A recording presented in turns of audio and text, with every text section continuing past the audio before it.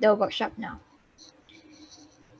Hello and good afternoon, everyone, and welcome to the Fundamentals of Digital Art and Design workshop. So this workshop will be conducted by ICT Society's Art and Design Club, .sig. My name is Rachel, and I am the Creative Assistant of .sig. Today, some of the members and I will go through the basics of design. And at the end, there will be an interactive logo design demo conducted by .sig's Vice President Amanda. To begin, here are some of the points that we'll be covering today. So first, we have font types. Second is color harmony. And the third is optical balance. So font types can actually be split into a few categories. We have the one that we'll learn today is sans serif letter types and serif letter types. So can anyone guess which is which? You can write your guesses in the comments chat box. Okay, I'll give you a few minutes. So the correct answer is that the one on the left is actually the sans serif letter type, and the one on the right is the serif letter type. But how can we tell which is which? So in typography and lettering, a sans serif letter form is one that does not have extending tails and flourishes. So the word serif actually means the tail that is at the end of the stroke. So what is being circled here? And the word sans means without. So if you put the word sans and serif together, right, it would mean without extending features. So font types like that have no serifs, like Arial or Comic Sans, are considered sans serif fonts, while font types like Times New Roman have extending features are called serifs. So now that you have this knowledge, right, you might guess why most font types on digital displays utilizes a sans serif font, and why mediums like books, newspaper will use a serif font. So this is because serif fonts are actually easier to the eye and therefore used in print. However, on lower resolution digital displays, fine details like serifs may disappear or appear too large. If you have any questions, feel free to type it in the chat and we will get to them. Or you can go to menti.com using the code 5901002 to submit your questions anonymously. Okay, I'll wait for a bit in case you got any questions.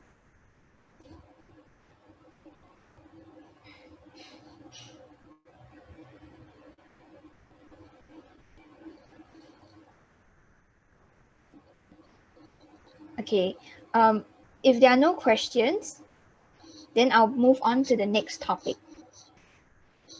The second topic we will talk about is color harmony. So to first learn about color harmony, we must be familiar with the color wheel. There are a total of 12 colors on the color wheel, and these colors are actually split into 3 groups. So the first is primary colors, second is secondary colors, and the third is intermediate colors, or also known as tertiary colors. Can anyone remember what the primary colors are? So there are a total of 3 in total that are considered primary colors. So the answer is that the 3 primary colors are yellow, blue, and red. Secondary colors will be green, orange, and violet. And finally, intermediate colors are essentially a combination of both the primary and secondary colors. So like yellow, green, yellow, orange, red, violet, etc. So now that we know what the color wheel is, we can start to form color harmonies. So what color harmony is that it refers to the properties that certain colors actually look aesthetically pleasing together. So for example, have you ever wondered why you always see green and red combinations during Christmas? And not like green and blue. It's usually green and red. So the first color harmony that we will learn about is monochromatic colors. So monochromatic color schemes are actually derived from a single color and then extended using its shades, tones, and tints. So for instance, by adding white or black paint to the color green, you can get light green and dark green. And if you were to use all three colors in your painting, you will have used a monochromatic palette. But where can I see this color harmony being used? So one example would be in fashion. So this person is wearing an all beige outfit, but it doesn't look tacky because she is wearing slightly different shades of beige. Another example that we have would be in movies. So this movie is La La Land. So colors actually play a strong role in the show. So in this scene, you can see that it is predominantly green. Another color harmony that we have is analogous colors. So what they are is a group of three colors that are next to each other on the color wheel plus a tertiary color. So that's why during Chinese New Year, you usually see like red, orange, and yellow being used together. And this is because an analogous scheme is being used. So likewise, color harmonies are often used in movies. Like for example, in this screenshot of Moonlight, you can see violet and blue tones. And obviously, color harmonies are also used in art, like in Claude Monet's painting of water lilies. So in this painting, you can see that blue, green, and yellow were used. A complementary color scheme uses colors that are opposite to each other on the color wheel. This creates a strong contrast. This explains the use of green and red during Christmas. That's because they are actually complementary colors. So other examples would be in the Burger King logo or in the film Amelie, where you can see green and red being used throughout the film. So even though green and red is being used, right, you don't think about Christmas because the colors are less intense. Split complementary uses a color and then two adjacent tertiary colors of its complement. So if it's a bit confusing to understand, you can just try to picture a triangle on the color wheel. Some examples where split complementary color scheme is being used would be in the Korean pop album for the girl group Red Velvet. So you can see in this box below, these were the colors that were being used. A triadic scheme is similar to split complementary, but these colors are evenly spaced on the color wheel. So like this, they are evenly spaced. So one example would be in the Fanta logo. You can see that a triadic color scheme was actually being used. A tetradic color scheme is a combination of four colors that consist of two sets of complementary colors. This forms a rectangle on the color wheel. So examples would be like in this app, Moneywise. So you can see that the four colors were being used. And the last scheme is black and white. Black and white are direct contrasts of one another. Therefore, they are often used in clean and simple designs. For instance, in the Adidas logo and in the Coca-Cola logo. So on first look, right, the Coca-Cola logo looks like it doesn't fit into this black and white scheme because the predominant color is red. But when we take a look at its values, you notice that the red is actually darker in value and it actually contrasts against the white lettering. So despite the predominant color being red, the Coke logo actually fits into this black and white scheme. Okay, so after talking so much about colors, right, if you have any questions, you can use the same code and the same website to submit your questions anonymously, or you can type it in the chat and then we will answer your questions at the end of the presentation. Okay. You all have any question, ask now? Like, you can either type in chat or go to this website and use the code to ask. We're kind of having technical issues now, so just give us a moment, yeah. Okay.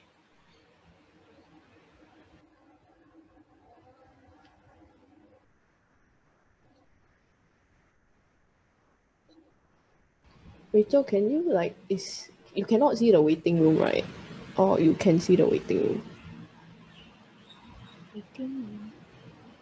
Because they want us to like add Oh, people in. yeah. I added already. Oh, okay. Can. Okay. Is Amanda in yet? No. Okay, now we just go here. Okay. Okay, so if there are no questions, then I'll pass the time over to Amanda, who will talk to you more about optical balance. Okay, so Wait, sorry, what?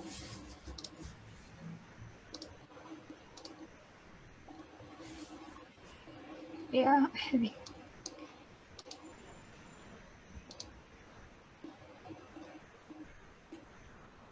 Okay. thank you, Rachel. So hi guys, I'm Zane. I'm the president of the .SIG group. So today I'll be talking to you about optical balance and some logo basics. Okay, so moving on. So what is optical balance? Does anyone know? If y'all don't know, y'all can try to answer, unmute answer, or like go in the chat and answer. Okay. Okay. So don't have, right? Okay. So optical balance basically means like not following the grid or drawing assist in softwares and instead relying on your own eyesight to balance out elements in your design. So I'm sure a lot of you are who are like not familiar with digital art or design are probably wondering what a grid or drawing assist is, right? So examples will be given later in the slides, but for now, just think of it as like your phone camera has the grid thing when you take photo, that kind. Okay, so now what is the point of optical balance? So the point of optical balance is because our brains are like it kind of works very weirdly, right? So sometimes when we see things, it registers differently in our brain and therefore it looks weird. So that's when like optical balance comes in to help like salvage the overall appeal of your final design product. So how is this achieved? Optical balance is achieved through making slight changes to the size, positioning, and colors of the details you have in your design so that the final outcome looks aesthetically pleasing. Okay, so moving on. So for our first example, we have size. So if you compare the circle on the left to the circle on the right, you notice how the circle on the left looks kind of smaller compared to the one on the right? Okay, so now if you look at the grid lines, okay, the left circle is technically the same height uh as the square, while the one on the right is like slightly bigger than the square. So it's a bit hard to see, but if you look closely, right, you can see the circle like protruding the grid lines, right? Okay, so as I mentioned earlier about grid lines, it's like the lines shown here. So it basically acts as like a ruler or to like help you position your design elements in your design. And like for example, if you want something like in the middle of the design, you can use the grid line to like move it to the center. Okay, so basically, like despite the left one technically being correctly aligned, same height, the right circle looks more like the same size to the square compared to the left. And this therefore like optical balance is required because our eyes tend to like deceive us sometimes. Yeah. Okay, so next we have positions. So when we look at this logo, the one on the left looks kind of off, right? While the one on the right looks very symmetrical and centered. Like I said earlier, our minds tend to perceive things very oddly. So actually, if you see the grid below, notice how the square box encases the triangle shape, right? So for now, just focus on that square box. Okay. The one on the left, notice like the box is like right in the middle, like right smack in the middle, right? While all the one on the right is like slightly shifted a bit. But then when we compare it back to the one on top without the grid lines, you can see that like the one on the left looks more off, even though it's correctly centered, while the one on the right looks more centered and correct. Yeah. So once again, optical balance is required to make sure that your overall appeal of the design is there. Okay. So lastly, we have colors. So as seen in this slide, the text and icon to the left are the same color. However, to our eyes, the text below the icon may seem dull or like not noticeable, right? Well, in comparison to the one to the right, the color is actually slightly darker, but it captures like our attention more. So as designers, one of our main target is to capture the audience's attention. So that's why optical balance is required. Okay, so moving on. Here are some examples of optical balance in some logos you guys might be familiar with, like the YouTube logo and the Google logo. Okay, so got any questions? If you all have questions, submit to this website, or you can also put it down in the chat below and we'll answer them.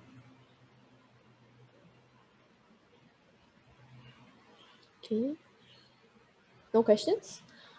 Okay, then we're moving on. Okay, so that is all for our designs basic talk. So now we'll move on to our logo designing activity. But before we do that, we need to go through some logo basics. Okay. Okay, so before we jump into making a logo, we need to ask ourselves, what makes a good logo? There are two things that make a good logo. Number one is the concept. Having a good concept means that your logo has to stand out from the rest, also meaning it has to be original. So I'm sure a lot of you are like familiar with the brand like Nike, Adidas, Fila, right? They all have very different and unique logos that make them recognizable. So apart from that, a good logo concept must help communicate your overall brand identity and also must have suitable colors and typography, which means like nice color and nice text. Okay, so moving on, number two is the execution. So a logo that is executed well is simple, effective even in black and white, and has to look good when printed out in any size, big or small. Okay, so that is all for my part now, and I'll be passing the time to Koda to go through the various logo types. Thank you, Zane. Hi, everyone. I'm Koda, and in this segment, I'll be going through the 7 different logo types we see in our everyday lives. Let's get right to it. These are lettermark logos. They are usually made for brands with very long names, which are then condensed to short abbreviations in a way which is easier to remember. These include, but are not limited to, HBO, H&M, HP, and CNN, which are short for Home Box Office, Hennes & Mauritz, Hewlett-Packard, and Cable News Network, respectively. Next, we have word marks, which simply focus on the brand name alone. Since their base is on how catchy and unique their name is, its design relies heavily on typography, which reinforces its brand identity. Moving on, these are pictorial mark types. Logos that follow pictorial marks are easily recognizable and distinguishable from the rest and are made for big brands. Because of that, they can sacrifice the need for words in their logos to establish their name.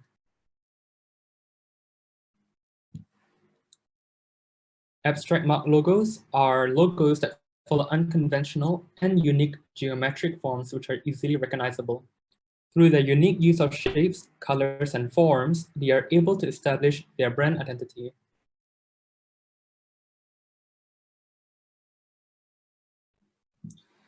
Mascot logos are the family-friendly designs that greet us to our favorite brands.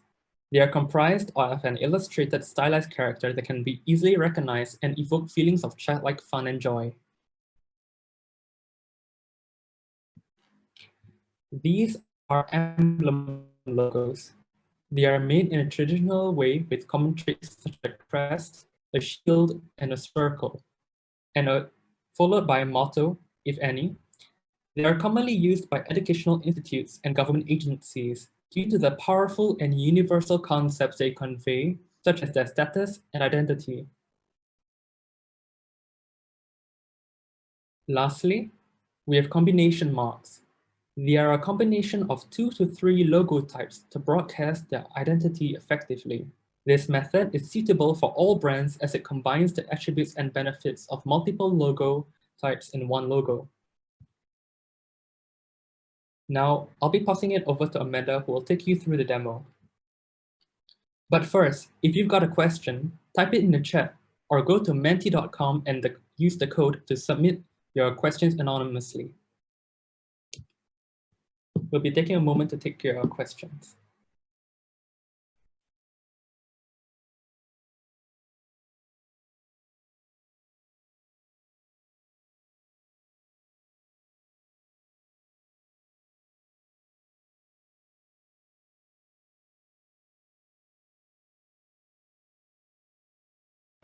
Okay, so Amanda actually has some technical difficulties joining, so I'll be taking over her part of the segment. Yeah. Okay, so since no questions, right? Okay, so logo design. So now we're moving on to our activity segment of today's webinar, which will be our logo design tutorial. I'm not sure if y'all were asked to download Inkscape yet, but if y'all haven't downloaded Inkscape, just Google and download it. We'll just give y'all a moment to download. And if y'all are not using your com or like don't have can't install it, you can also join along with like pencil and paper or any other mediums, I guess. Okay, so we'll give them a moment to download. Like, okay, so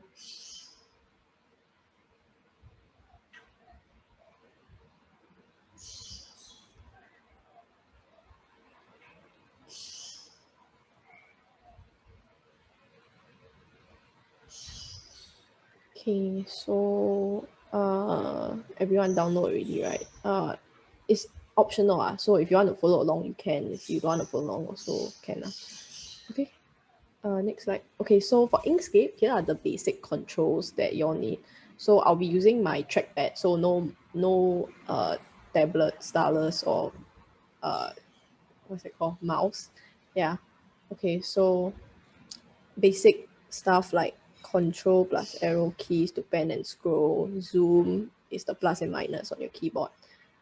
Pen tool is P, freehand tool is P, select tool is S, path edit tool N. Okay, so next slide. Okay, so for people who are going to follow along the tutorial, please screenshot this like right now. This logo that we have randomly put together. It's not the official open house logo or anything. It's just a random one we designed for this tutorial. Yes. Okay, so screenshot already. Yeah, everyone screenshot already. Okay. Okay. Okay, so now I'll share my screen. Rachel, can you make me the host again?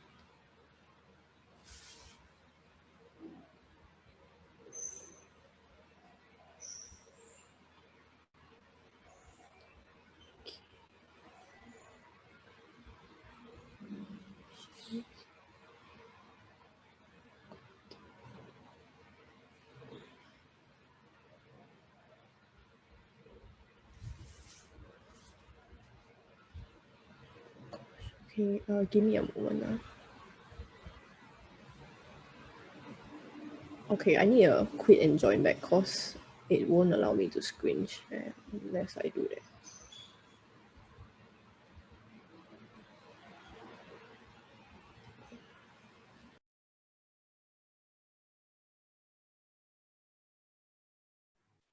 In the meantime, if anyone has any questions to ask, please feel free to put it in the chat or go to menti.com.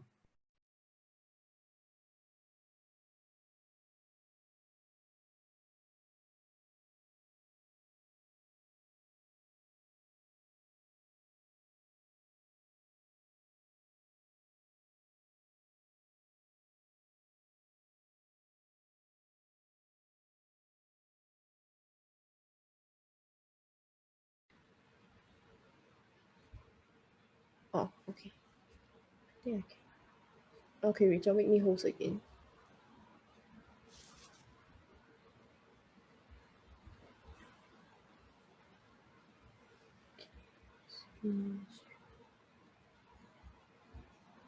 Okay. Y'all can see my screen, right? What is this? What? Never mind. Okay, so y'all can see my screen. Can, right? Koda and Rachel can, right? Okay. Yes. Okay, so to start off, go to here on top. There's a file. So you need to press open and find the screenshot that you took just now of the open house logo, yeah. Okay, so when you press open, then just press OK, don't press anything else. Then it will, okay, then it will like show up in your tab, right? Okay, so just if you all need to adjust it and move, use this mouse one, and you just click on it and like can move it around the canvas if you want. Okay, so mine is fine, so I'll just leave it there. Okay, so now that you have your picture in, select it again. This time go to the bottom. You see there's this O and this 100 plus minus sign, right? Okay, so this is basically the opacity thing. So we're basically changing the opacity of this layer or image, which means like wait, oh gosh, what happened? What did I do? Okay, wait, I need to open it again, sorry.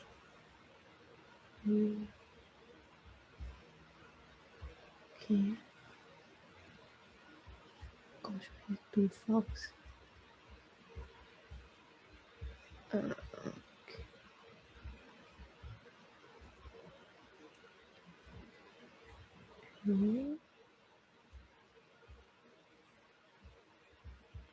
Okay. So the opacity tool, you have to select the image first. Make sure it's selected. So how you know it's selected is there will be like these dotted lines along the corners of the thing. Okay, so down here the O again. Just click on it and change to 10 or like 20. So as you can see, like when you change the thing down, like 20, 10, then the opacity of the thing changes, right? Okay, so I'm gonna put mine at 20. If y'all need to go lower or higher to see the thing, just go here. So just play around with the controls. Okay, so after you've done that, next to it, there's this eye and this lock. Okay, just ignore the eye first. We'll use that later. So for the lock, just click on it. Okay, so once you click on it, the lock means it's like locking the image in place. So like, since it's locked now, I cannot like touch it or anything when it's locked. Okay, so now that it's locked, we're gonna create a new layer. So how to create a new layer is you go back to the top of your screen. So here there's like file, edit, view, layer, object, path, text, filter, extension, help. So layers, press the layer, then you press add layer. Okay, layers, add layer, yeah. So you press add layer, this thing will pop up on your screen. So layer name, so just name like vector open house logo. Yeah, then you press add. Okay, so now that you've added it, it's now on top of your previous layer, which is the image of the open house screenshot that you took. Okay, so now we'll move on to using vectors and the pen tool to do this logo. Okay, so to start off, we're gonna use this draw freehand line. So there's this thing on the side, right? This pencil one, right? Or you can also press P on your keyboard. So now that you press P, this little pencil thing will pop up, right? So just draw like a rough circle. It doesn't need to be perfect, okay, guys? So don't like be scared if it's like it looks very bad, because it's fine. We're gonna clean it up later on. Okay, so now that you have drawn this circle, make sure you connect it at the end, right? Back to the first point. So here is my very bad looking circle, but we're gonna clean it up, don't worry. So okay, Next, we're gonna use this tool over here. So it's under the normal mouse one. This is edit path by nodes. So if y'all cannot find it, just press N on your keyboard. And then you guys will see that, oh, all these random points will pop up, right?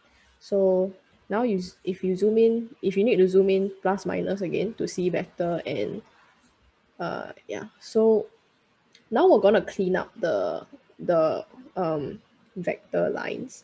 So it's very simple. So you don't really need a lot of these points, because the less points, the more smooth your line will be.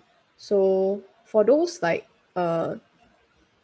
you see these two very close together, don't need. So just select them and press your delete on the keyboard. And you see it became like smoother instantly, right? So really the main point you need is on the four corners, mostly like one at the bottom, one at the side, and one at the side. So the rest you can really just delete. So okay, so just like clean them out. So you see now it looks like way better, right? So I don't really need. Okay.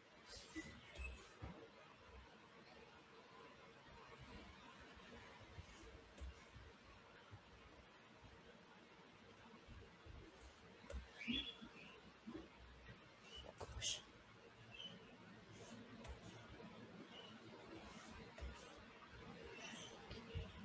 Then if you want to check, you can just click away from the line thing to like check if it's nice. Then click back to like see the thing again. Yeah. Okay. So do you think this one need? Or these two need?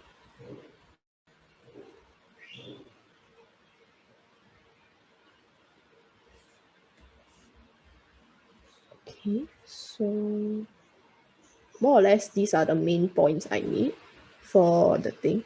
So now that you have done this, just okay, so now we're gonna play around with these things on top.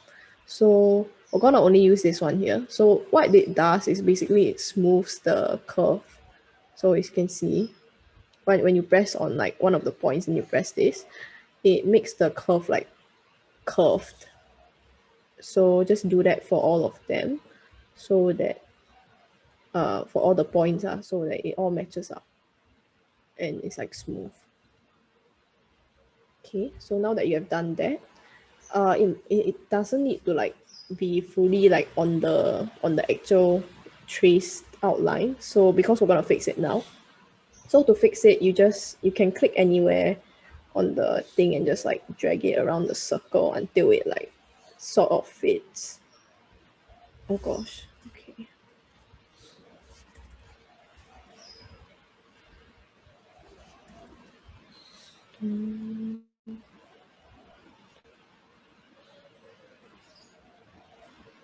Yeah, so just like play around with it until it fits the circle.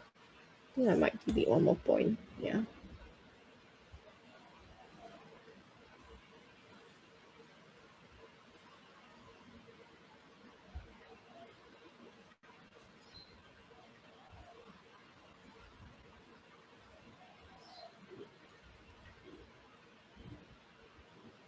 Okay. So once it's like roughly looks like it fits, right? It's fine. Then you can click off and check if it looks sort of like a circle. And if you want to touch up, you can just move these handles on the nodes. So this basically just changes the curve. So see, just play around with it.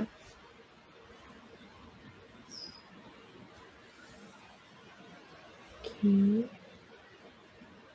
Okay, so I think I'm happy with my circle. More or less matches. So this is fine.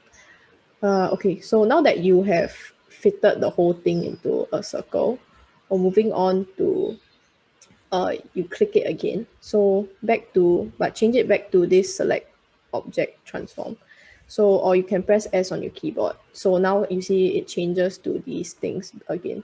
So to duplicate it, just press, there's this thing on top. As you can see, there's like it looks like two pieces of paper. Click it and it basically duplicated your object. So you can't see it now because it's like overlaying each other. Just press this and you see there's two of them now. So just resize it to the middle circle here. Okay.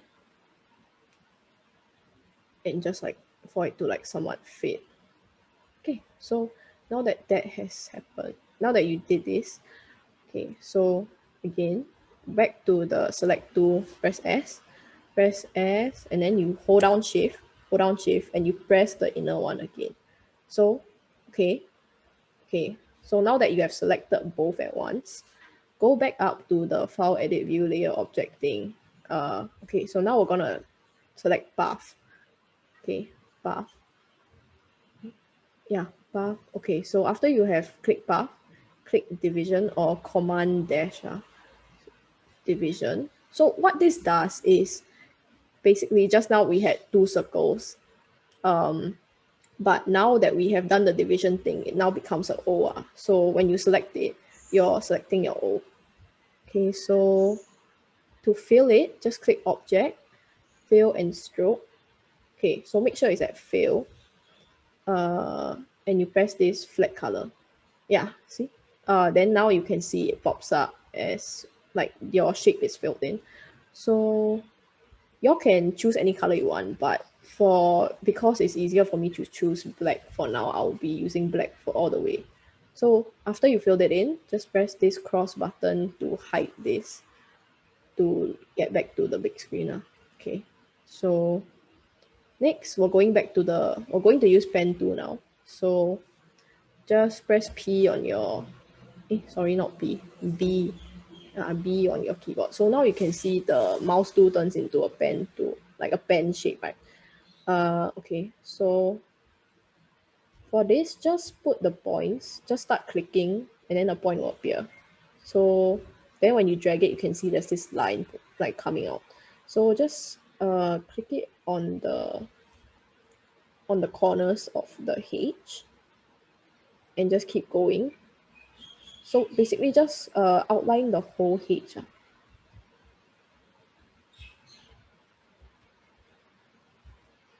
So every time you meet the corner, you just press one time, then it sets a point. Okay.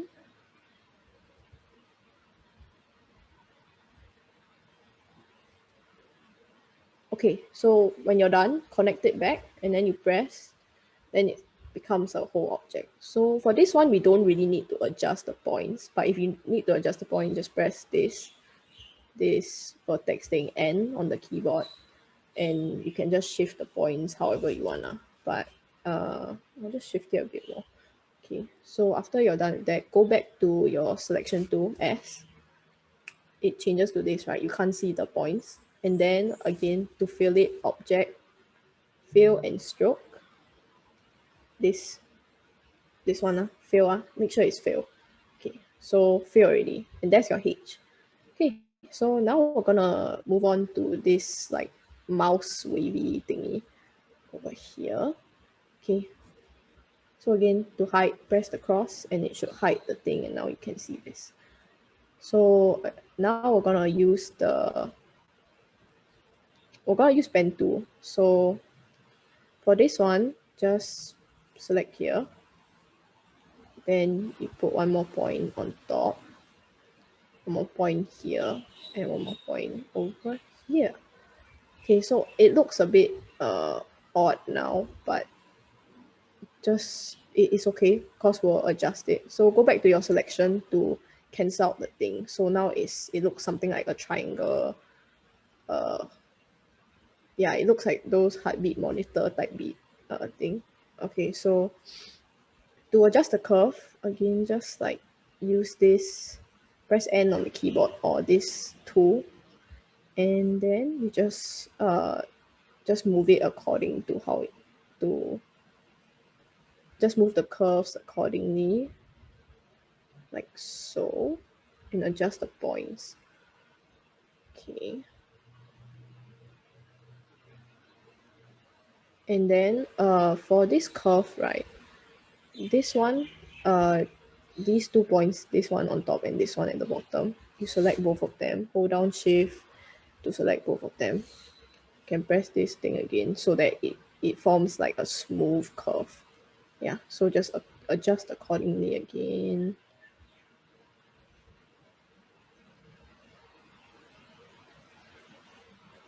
Until it like somewhat looks like it. Okay, so after that, now we're gonna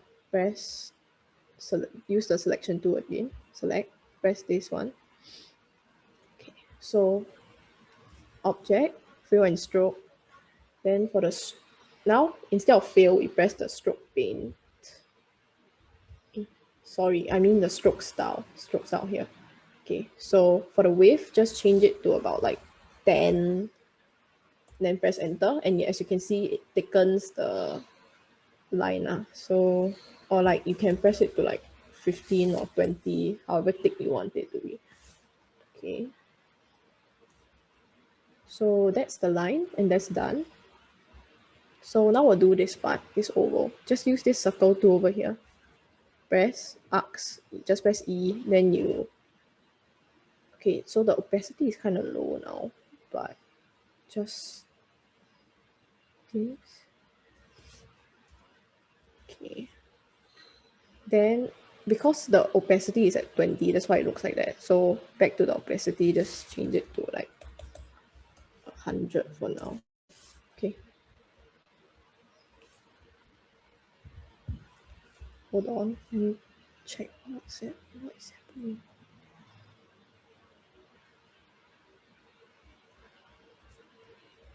Okay, I'm so sorry. Okay. Okay, I'm so sorry guys, we have to cut it short, but you kind of get the gist of how to do this logo, right? So basically the reason why we have to do all these like points and all this thing is because for logos, right, when you resize it and shrink as PNG, it becomes like blurry sometimes, you know, like when you're trying to post on Instagram sometimes, then you want to enlarge the picture, but then you enlarge and there's a lot of pixels. So basically this vector wise is like for the logo, when you enlarge it or like you shrink it, so it won't be like blurry or anything. It'll still stay like like very clean and sleek. So essentially that's basically why we're doing all these vectors and stuff. Okay, so that is it for the logo session. Okay, hold on. I'll make Rachel the host again so she can screen share and we can end the session. Okay.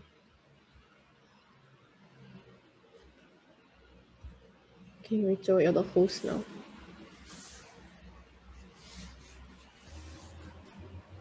Okay, so I'll just do a quick round off. So some tips for y'all is like where do I look for fonts? So a website would be like dafont.com, where you can use to download free fonts, or you can download the Adobe Capture app. So what the app does is that you can just on the camera on the app, and then it will like take a picture of a font that you really like, and then it will just match it with the closest font they have in their system. So that's a really good app if you see like a poster and then you notice that the poster has a really nice font that you want to use on your own design, you can just open the app and identify the font. So I am not a designer, but what can I use to make posters, logos, etc.? So one website would be Canva. Canva has free templates for you to choose from, and it can be used to create presentations, posters, and even invitations. Another example would be Microsoft PowerPoint or even in Google Slides. So why I mentioned Google Slides is because that on Google Slides, right, I don't know if you all notice, but when you're like design certain things, you see that actually there are like guidelines for you that automatically appear so that you can like snap certain objects or certain like shapes to your presentation. So actually these design guidelines, right, are actually very good for making posters or making logos, things like that. And lastly, where can I look for artistic inspiration? So you can go on Instagram, follow artists and graphic designers. you can look at advertisements. So ads often use like fonts and designs that are popular. So you can take inspiration from those advertisements. And lastly, you can look for inspiration on Pinterest and Behance. So if you want, here is a screen. You can take a screenshot of this. Here are some Adobe alternatives for you to use. So some of them are free of charge, like the one that we used just now, it was Inkscape. And some just require like a single purchase. Yeah, so don't feel limited like, oh, if I want to be a really good designer, I have to use Adobe software. So here are all the alternatives that you can use other instead of Adobe software. Okay, so if you participated or follow along with us, you can submit your sketches and final drawings of your logo design to the Padlet link. I've also included that in the chat box. Or if you have any questions, you can put them in the chat box now and we'll try to answer them. But if not, here you can follow us on Instagram. The middle is the .6 Instagram site and username, and then here are all our Instagram handles respectively. Thank you for joining. Thank you for joining us today. Yeah. Okay, so we have to sign off now. So thank Okay. you guys so much. And yeah, see you all in school if you all join MP. Okay, bye. Bye.